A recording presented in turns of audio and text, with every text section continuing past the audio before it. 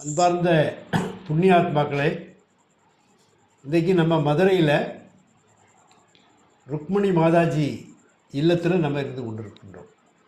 இரவு எத்தனை மணி பார்த்தீங்கன்னா 10:30 மணி. நாங்கள் அதிகாலையிலிருந்து இப்போ ப்ரோக்ராமில் நிகழ்ச்சியில் போயிட்டுருக்கோம். அப்போ எங்களுக்காக வேண்டி எப்படியும் வருவார். காணிமடத்திலிருந்து சுவாமி விக்கிரகம் வரும். நாங்கள் செல்வகுமார் எல்லோரும் வருவாங்கன்னு சொல்லி அம்மா முருங்கைக்காய் என்ன காய்கறிகள்லாம் உண்டோ அத்தனை வாங்கி காத்திருக்காங்க. இது இன்னைக்கு நேற்று உள்ள தொடர்பு இல்லை. புண்ணியாத்மாக்களே, அவங்க கோயம்புத்தூரில் இருந்தாங்க. இதெல்லாம் அப்புறம் 20-30 ஆண்டுகளுக்கு முன்னால் எழுதி வச்சுக்கோங்க. அங்கே போகும்போது விடிய காலம் பார்த்திங்கன்னா நாங்கள் எங்கள் ரூம் அதுக்கு அடுத்தாப்புல இருக்கோம்.